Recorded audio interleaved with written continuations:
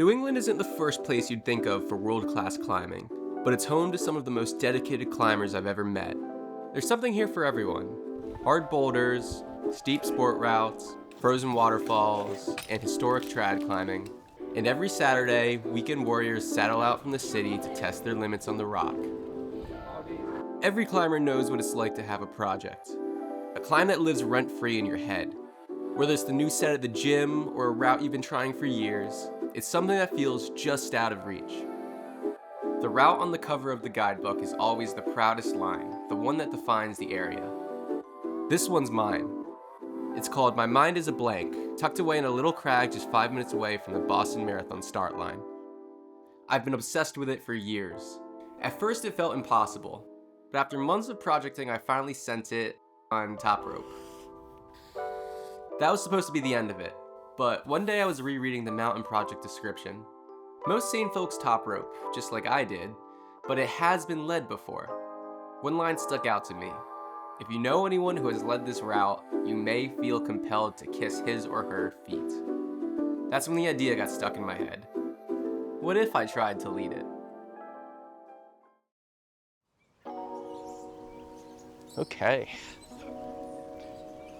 So we just got to College Rock. Just gonna set the top rope. Goal is just to rehearse everything and get it feeling really good. The first step in projecting a route is learning the moves. You want to practice the climb until it feels like a carefully choreographed dance. This climb breaks into 3 main acts. The start of the route begins working up small crimps and slots. It's delicate right from the start.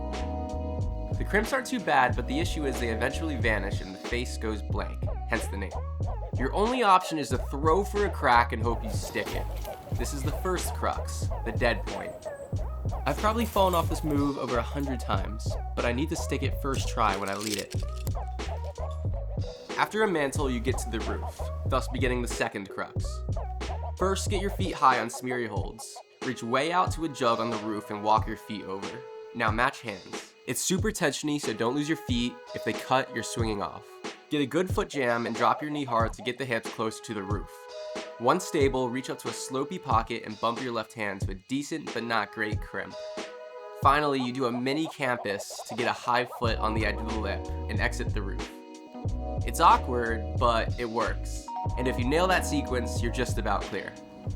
Top roping this feels good, but leading it on gear is gonna feel outrageous. My goal is to trad lead this route. If you're new to climbing, here's a quick breakdown.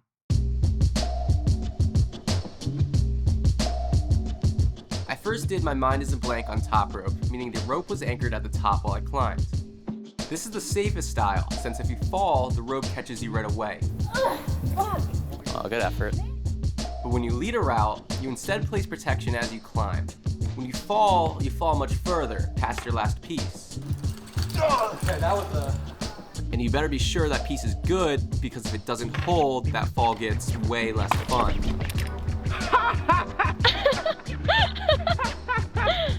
Step 2 of projecting a route is figuring out the gear. So today we're rappelling in. We're just gonna suss out all the gear placements and see what we have. The first part of the route has only a single placement, this point 2 in a small slot about 15 feet up. It moves a little bit, but I think it's the best option I have for the start of the climb. That's also the only piece protecting the dead point, which is bad news for me because a fall there probably would result in decking. To mitigate this, we can use a bouldering pad to prevent me from blowing an ankle. At the big crack, I can get a bomber number 2, and just below the roof, I can get a number 1 and a .5. And the reason I'm putting 2 is that this is like the last good piece of gear on the entire route, because the next piece is kind of ridiculous. According to Mountain Project, that's your last piece. And it's part of what makes this route so spicy. Because of where that cam sits, if you were to fall at the top, it would just accelerate you and you'd slam into the wall like a bug to a windshield. It's for this reason that Mountain Project gives the route an R rating.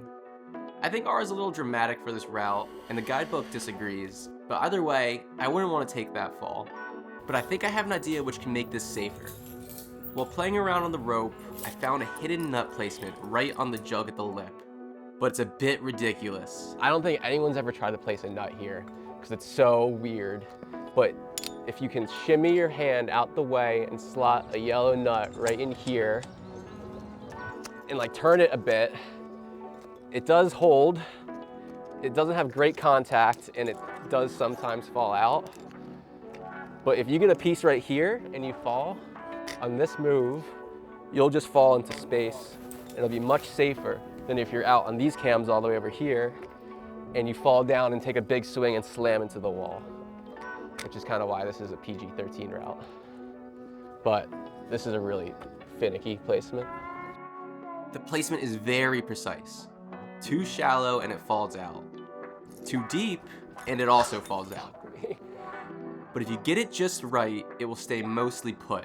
It could make the top safer, but realistically it's just mental protection. With any luck, I won't have to find out if it holds. I give it a 25% chance it would catch a whip. This is what the top of the climb is all relying on. The final step is rehearsal. I want to simulate the lead as much as possible, so I'm gonna mock lead the route, practicing the gear and the beta over and over until it feels automatic.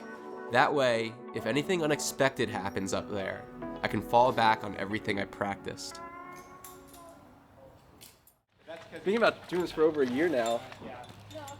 Like every time I do it, it feels good. That's one of the reasons you'll see. But the thought of if actually you have leading too it. tight, she can't freely repel. Yeah. But it needs to be tight enough that you have very to catch scary. her you could yank. Every climber knows what it's like to have a project. A route you keep coming back to, trying to figure out piece by piece. It doesn't have to be the hardest climb, just one that feels out of reach. This was mine. I'm not the strongest or the boldest climber, or traveling the world chasing the best rock. I climb on the weekends, on little New England cliffs most people have never heard of. But projecting a rock climb is something every climber knows. When you start, you can't do it. But somewhere along the way, after all the falls and the rehearsal, you become someone who can. And after that, there's only one thing left to do.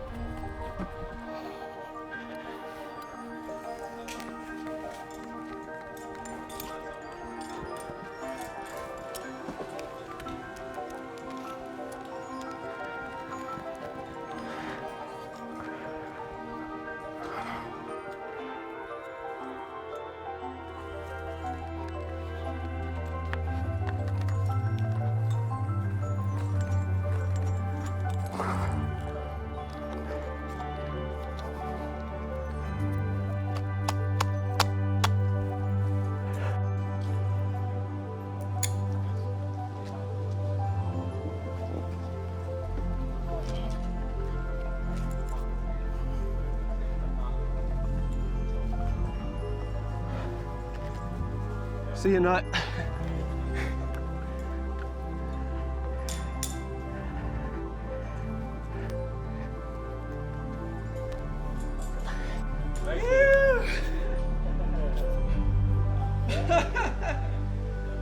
I saw the nut falling out and I was like, just top it.